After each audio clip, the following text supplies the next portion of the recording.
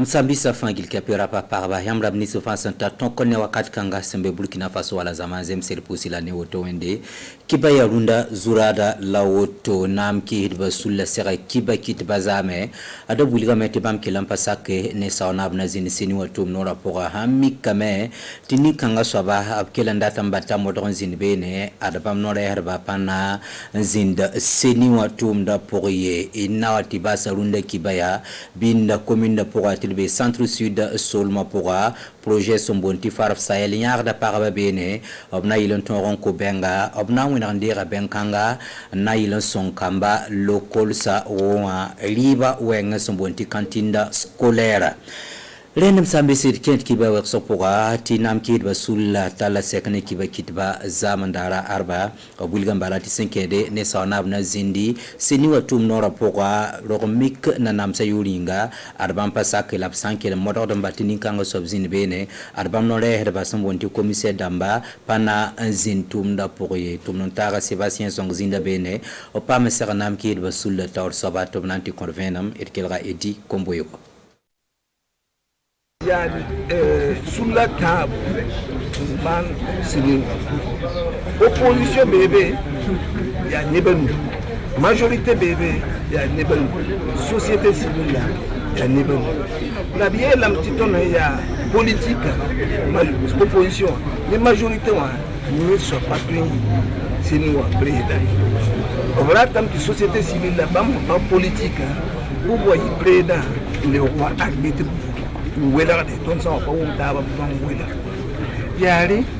la konanon société civile la de nous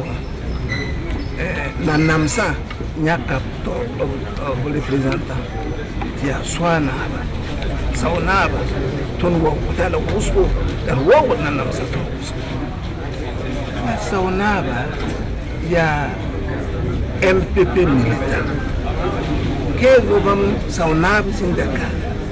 mam campagne wa eta rok mal kisi to ne batu busi MPP la mati busi tabna na vota rok mal kisi ka vota le vota deuxième mandat tabna vota mi oram na vota da député la malfa wa MP la fois yak ni tin le commissaire représentant société civile na namsa commissaire ton taradame c'est une jouer politique de parler ton dit que ni wawri bala ton mi na namsa ya tu nan taradame ton pa wo ko tan namsa man be nga ya sam ya nabiga man min nan ya soba ton dit que ni wawri to na namsa ram to timo bonida na ham patar parti politique, pas de parti politique. Tawa, absent wa, ton nom. Objet de planter, planter, bon basse, la tonne est la même. De haya, son saunaba, nazimbe, c'est pour l'aventure ou travaux, il s'est mis au tort, ton c'est fort pour ma commissaire d'Amma, au panard en tout. Sulninga sembe tontenga pora anzabde ne VIH sida wala torbansa na lepore tondo tenga portal la seka ki kangara sampiga la taba son lore ya tobgese seblob santika nantume sansinga ronna yumna nanti tare yum tusei blapisi la nuo son wate opsan nantum toto lenda obli kamenzindi bangarba nore nanve sebrangi sepson sombo mana soba Madame Konate Antoinette Nedauda Watara Zindabene Latipa Mvenam Nedulcom Benedict. Sana yelenti sida wa ba menem zanga kala 2030 yumda Burkina Faso na temsembe Nations Unies wa sulka singpore anteknugu wumtab sebra zugu. Yare ti bangarba la sankere mense sida wa la tawrba sana menem ragulu sebre sun wuligid nakenda ninga option 22 tizemse sekanga wakata obnange sa sebra sa malaga yella la santara zuloise topton malsa aya yon tibonyi ngam ha wume to sabanguma ayelam tibonyi na yin na yin ya partenaire damma son reton ne silfanta le parni en tumna tira wa poa la lortema ton nanji ni gese nan bale parce ton nyaka no kenre yam no kenre yake yele kula dam kan 2030 kenga na amerika anga hama bi de sidawa ke ayida sa Burkina Faso asa Burkina Faso ya bon c'est qu'on appelle 3 fois 95 c'est ne ko ba po bi ni pi wala nu pam banga sidawa biga ne ko ba po bi ni be pi wala nu man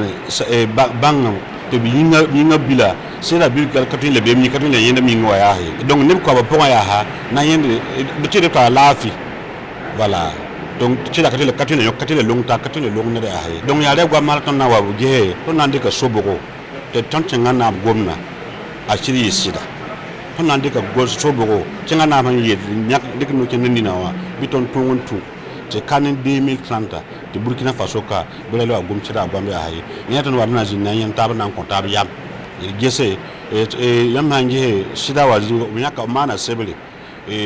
nan to me yu menua ton nangi ha sibron ya bo nan kite ayi to tondo nyaka yel ni fa na yito tondo na ton nangi ka sebe bang ntome bangar ba la sanke do mense sida wa la tawrba sana menem tondo ba yiri sarda me ti se kanga logor pore sora na yi tira antita ba sa meneng sang Farf Sahel ya projet son songo da nimbud la nisba sembe ten kirimsa ko ba wenge optimsa bin commune pour ya centre sud solma pour oblika ko bon quoi de BC si ya wala benga antas parab sulbe ne tobnanti ko tobna wenda livrandi ben kanganda on songe kwam la nisba sembe local sa pousse ritel wenge len panan tunugi ne nasara ti purum la buyura taba na yip sombondo sobti biowa e tobnata sinsin bene yeda olone isaka fando opam penra paraba nolesa la bin mera tinanti kilrba firme konombo ton ndi kuna utoni gibe kanawa ton sunriya no wuso ton na zinkat ko yam pus ONG wa at pus monsieur le maire ti wonnam cingane to ma tore ti sa sira ton son pa na yem rapport ma yem pour to ton camara litari mi ngam pas ton non ton école sa pousse la ya ton mi na ko to ti camara ndi ton ta adam ti ton sunriya no kare la li ton de mi itia siti ton ko de la malara kayo ton mi na mana tore la ton sunriya no yibira ti ton na pousse ONG wa ni monsieur le maire la ni mi fa sa ze ka karson wakani ti ya ton songre yin ti wonnam kelum paso pangla kelum paso bangre te ton son ton wakat la wakat fa ti ton me zakasa la tenga vim ton rankine ti Burkina Faso ton me em sembe kuno to bolayam na singa mara masa ya bankete ton son pam kuno to no masa libra to mahabala na singa kebo na wara me na buda me haya larko ko ni gab non côté warawa ya bumu nan songa to pam bumbilfo mettons son kama zaksa po ne silbrama et le passé rien meti tumna wotonwa ratile meti an chene kamari ban compte école sa po wa yi sababo la nyenya yama na man projet wa parba non ko bumninga rana sura benga fana ndame to wiliga opérateur ninga commerçant ninga nanda benga na ko mairie wa a magazine kane rien la me am taran nan passé am bangti ya obun nan koko ninga wa ka nasar engrais wala nan ningi ya ton mos engrais wa to bonti bio wa ya nyela nan ningi bingira wiligira ti benga ya ben ya yilermde ka bumuna tarbense on kon kamay ni torso la ton me dikri na yelin ti yon fa de ton man tumna son école ça ban seti ya sul parba sul pile nu la ranna wa singa na temti sul sa fa na na taba ya parba ko na la pisan la ni tien tumna ko vere on le rika parba taba passé ti yon fa ti tumna Repoussi la barka kilagre nyinga kala kibe yalada konta yam sek bioro winto wakati swat le sawila lam tumnanta se sungalo watara bioro poa anazobre tisul sapam brende wena garal zamana lafi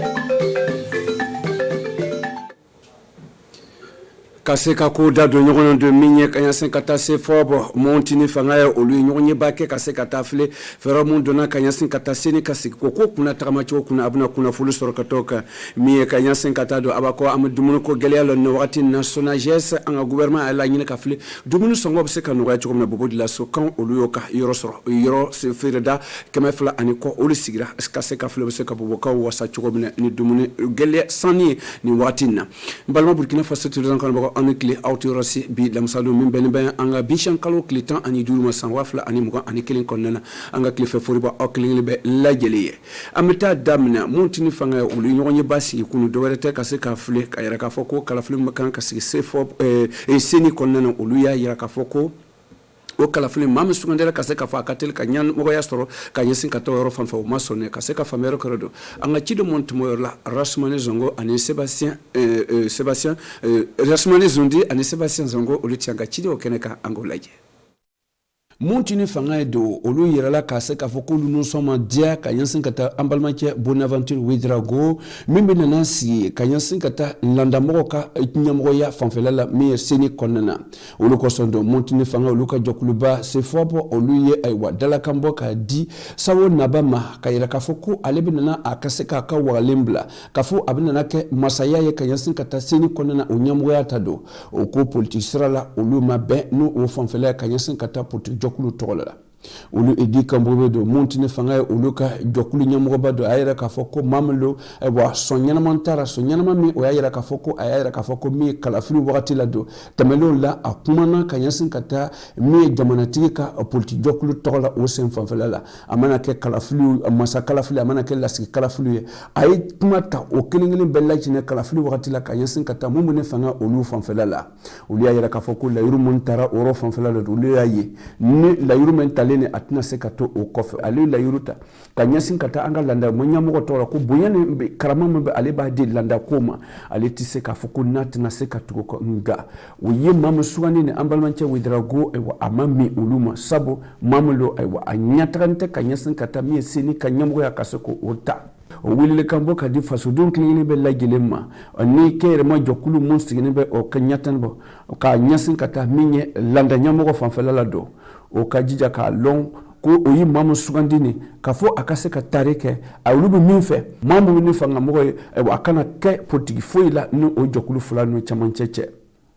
uliaka atina to ka foko moshit na foko ati buyan lase ka di anga landa nyamogo ma o ma be uluma uluto mo mintini fanga ko obina landa nyamogo wili kata critical nya focus ka ni ko nyalo abada otina se ka ke uyini gariye obina tama kata politique nyina stralo ka min labla lembe 5 ans olo ko so edu kombo ali ayira ka fa wili kambo ka yira ka foko mi politique stramo blara 5 ans do ka nyasin kata senika ko fanfelala o kaseka bensro bemna kesawe kaseka to o kaseka kunya no maseka kedo o korole olutna seka tarike o kalafili ni konnana ka nyasin kata mamu o ya sugandi amami oluma amtana nga chibara albele kodel o yibaraka da minsigino kata politi ane kalafulu ka kroshili kula anga jamana konnana oluye kibara dilawle kaseka kunufulu dobereta do ni nyonye ntara dabo kumsa kubda oni nyonche kaseka fulu kubda kalafulu minana abna laben chogone ane dugu jmola beseka ka anga seka nyere tangama kaseka famelo usini kindo aliti anka chido kene ka emisoro kana dam ankolaje kodale aywa kayerma jokulu min taluna kaseka koroshili do kanyasin kata kalafulu tagama chokola ane politique tagama chokola anga jamana konnana wala ka do minye kubda kalafulu minana anga jamana ko ni somna nyana ma eka sosori wala ka kodal nana kaseka afle abseka dado chokobna kanyasin kata ulaben ko fonfelala minye kubda kalafulu donka nyamgoya ko fonfela anoka wakati mun diro makaseka temedo era kafobuna na yelemani dura yelemani mun kaseka afle obseko obesenkani wakati na yara ka fo ko miye ka yansen kata adamadiyan sabatili ko fonfedo o famiyar ko fonfedo o laben ko fonfela lado o kenbe ulo kenbe kasaka kama bani watina ulo kosonde ni nyonyeme dabola kabine kunu mintum bena anga bishen kalo klitan anina ma kuna bna che ni bishen kalo klitan ani duru o bo barasino kan watina kasaka fero jonjon soro kuna ulo mena na bo sankoro ulo ka ambalman che Daniel le da aliya le kodel ka nyemgo ya yara ka foko chono ama foko kala fili temele ko ewa ko be bana o yara ka foko o kajija kaseka fili minye be jigiseme ko faso dia min ɲagamana ka ɲɛsin ka taa kalafili mun tɛmɛna an ka jamana kɔnɔna na an ka se ka fili kalafili min nana an bɛ se k'o labɛn cogo di ka ɲɛ jango o dege n'u ɲɔgɔn kana se ka sɔrɔ kɔnɔ o kosɔn n ye dannen a yɛrɛ k'a fɔ ko labɛnni bɛ kɛra nin wagati na olu fanfɛla la ka ɲɛsin ka taa kobida kalafili min nana o ka se ka na ni fɛɛrɛ kura ye fɛɛrɛ kura min nana ni yɛlɛmaniba ye ka ɲɛsin ka taa kalafili ka kunna wolo kɔnɔna na ka bɔ kodɛli fɛ olu kosɔn o bɛ min kɔnɔ ka bɔ ni ɲɔgɔn ɲɛni fɛ don o ka se ka sɛbɛn ɲɛnaman labɛn ka taa fasodenya sabatili ko kunna ka se ka welelikan bɔ ka di gouvernement ma o ka ko kɛ min ka ɲi ka tɛmɛ ka to ayiwa ko min ye kalafili nata la a ka se ka kunkɔrɔta sɔrɔ min ye kodɛli min bila sen kan fana o ka se ka tagamaw kan min bɛna ka se ka to o ka se ka bɛn sɔrɔ kalafili ɲɛnaman ka se ka labɛn kobida kalafili nata kɔnɔna na ka se ka ko nɔgɔya bo dilaso muso ani pari o ni ɲɔgɔn cɛ don ɲɔgɔn ye ba sigira ka ɲɛsin ka taa cɛw ka gɛlɛya ani muso ka gɛlɛya o ni ɲɔgɔn cɛ dɔwɛrɛ tɛ pari ka ɲɔgɔn ye tun taara bila o la kan ka se ka fili o ka ɲɔgɔn ye bɛɛ bɛ ko forum génération égalité o ba sigira ayiwa dɔgɔkun tɛmɛnen ka se ka faamuyali kɛra don an ka ciden bo dilaso olu tun bɛ seere ka ɲɛsin ka taa ɲɔgɔn ye nin fanfɛla la min ye ja ɲɔgɔn ye ka se ka to mane ka ani Idrissa Karambiri olu ka seere fili ka sira surunya kɛ pari ni bobo dilaso musow cɛ walsa o ka se ka tali kɛ hakili jagabɔ min bɛ kɛra musow ka kɛlɛya ni cɛw ye n'an b'a fɔ forum génération égalité o ra don i n'a fɔ bobo dilaso musow jamana ka mara wɛrɛ musow bɛ tali kɛra ara internet sababu fɛ n'an b'a fɔ visioconférence nisɔndiya lo b'an kan nisɔndiya b'an kan ka sababuya kɛ ka ɲɔgɔn ye ba min bɛ pari ka taa muso ni an ko muso ko an ka bɛɛ ka se ka kɛ kelen ye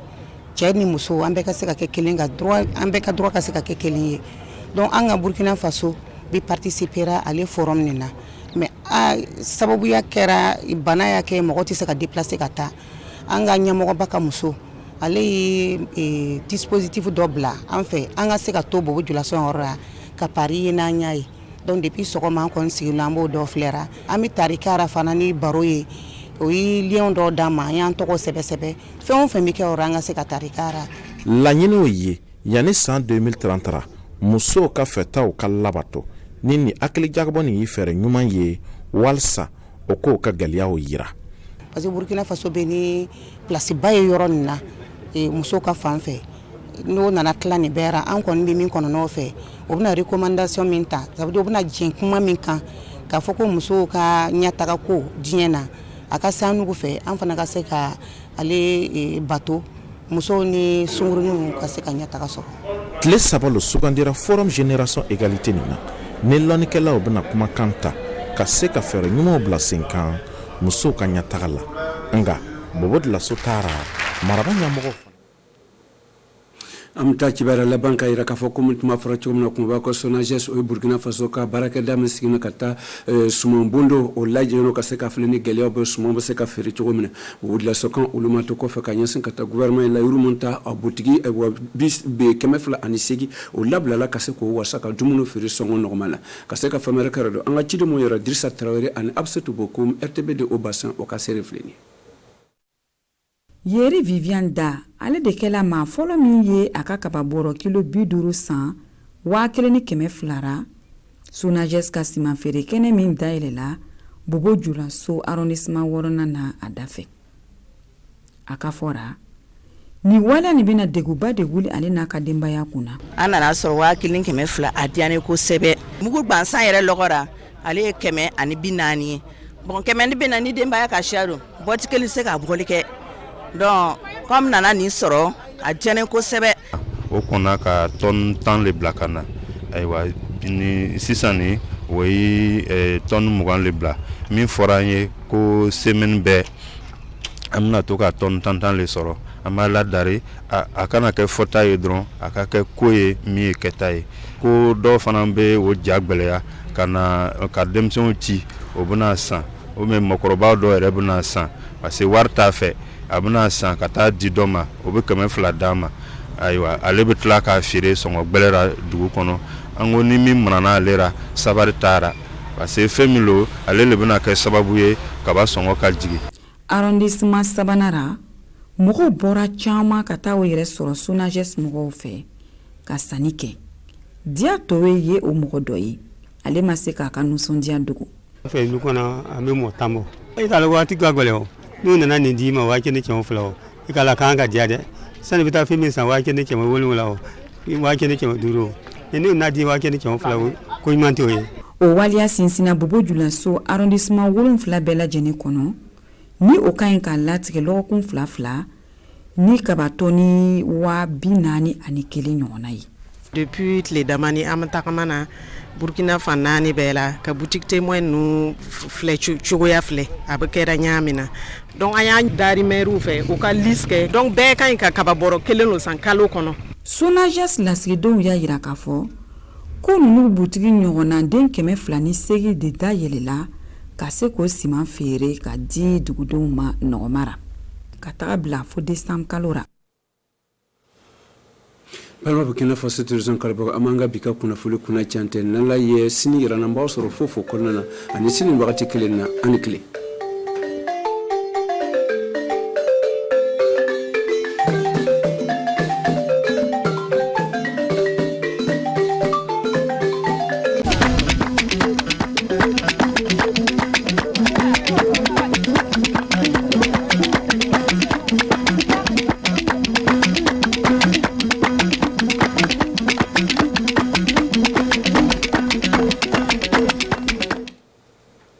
Nyande capantati lewru tuba ko jego ɓulde hitanu naɗiɗi e noga e goonde hano limore yimɓe peruɓe saabe raffi denagu ina fando milieu goto e yimɓe ujunaji 317 ndelle ɓen yimɓe fuu na kaani wallede de noy wonno no jeeyi waɗirede fedde Konasur kam wonno ko daranta ɗe golle hannden mbiyete ɓe gaɗi jonde fa ɓe dara kamɓe du ko bawi waɗ golle majjum le cibaruji meɗen hannden e garan kaalen haala majjum wakkati majjum ndu hano sifop fedde lundina laamu le leydi meɗen kam du kenga noddi kokkoɓe cibaruji na hollake hano bangal joni kay gorko ittaɗo fa joni kay tawele biron seni ɗum wonno Bonaventure Ouédraogo kamɓe kay ɓe keeɓi hollitinde ko ɓe andana ɗum woɗi ɓe jaɓata kaddi fu on du ittaka le golle ɗen du kamɓe du ɓe jahata ɓe portoa ɗum wonno golle ɗum wonno seni ɗen Soudou Baba bisimilla moɗon kori on ñalli e jaam arande fu han ko kolnomi ɗon toɓɓe cibaruji ni en kalan haala ɗum wonno fedde Konasur du kam du hande mbete waɗi jonde muɗum le gallure Wagadugu ɗo ndelle ɓe gaɗi etol ɓe tawi ke e ñande capantati lew tuba ko jeego ɓuli hitande gonɗe nde peruɓe saabe raffi denago ina gaɗa hannden yimɓe million goto ni e tawti ujunaje 317 ko ɓeydi ɓen yimɓe ɗi on tawanke hano yimɓe ɓe ƴoole e tawti ɗum wonno keni watti dow saɗɗa hikka ɓen du no waɗano yimɓe ujunaje nogayo ndelle ɓen fuu na jeeyi wallede de noy wonno no ɓe jeeyi wallirede hay ɗum wonno ko ɓe yimɓe jooɗi waɗi jonde do addangal batta laamu ndaruno suɗo hen ɗam ɗum wonno Marie Laurence Ilboudomo Marshal ndelle jonde maɓɓe ndidu ɓe piloto dabbereji no ɓe mbawi waɗirde buuɗi ɗi ɓe kaani wultinde no watta fa joni kay ɓe balla ɓen yimɓe kamɓe ndu heɓa ɓamtare laatole nokku muɗum toon taw kam ndu gurdam muɗum heɓa wattito wakkati muɗum ndu hano noy hano joni kane yimɓe ɗum wonno ɓe ƴoole hikkaji ɗe watti dow saɗɗa naɓe goni naɓe golla no watta fa ɓe ballita ɓen yimɓe ele banggal hokkude ɓe buuɗi fa joni kay ɓe gollitoro e tawti ɗum wonno joni kay hano nemadu naɓe anni hokkude ɓen yimɓe na woodi du koɓe keɓɓe kokki ɓen yimɓe le banggal majjum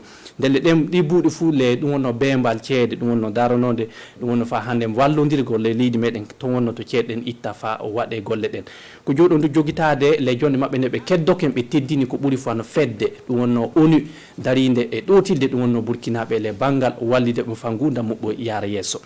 jonin e jeccoto kalen haala ɗum wonno kawritangal fedde si foppa waɗi kengal noddi kokkoɓe cibaruji kamɓe duno ɓe kolla fa hannden ke hano neɗɗo cuɓaɗo fa joni ka tawe ele bureau sine no entité Bonaventure Ouédraogo ɗum wonno on neɗɗo duuɓe kolli keɓe andana ɗum woɗi duɓe jaɓata on neɗɗo tawe toon saabu imo tume e no ɓe kolla ɗon ke kanko on koye no gollide e laamu hande ngu ndelle ɗum waɗi kono ɓe jiiɗi tawa on itte kadi fof on itta fu kamɓe kay si foppa ɓe tawatake ele nokku fedde sini toon fa pamene wonno ɗum fu ɗum yaari e jahan kettinoɗen Oumou Diallo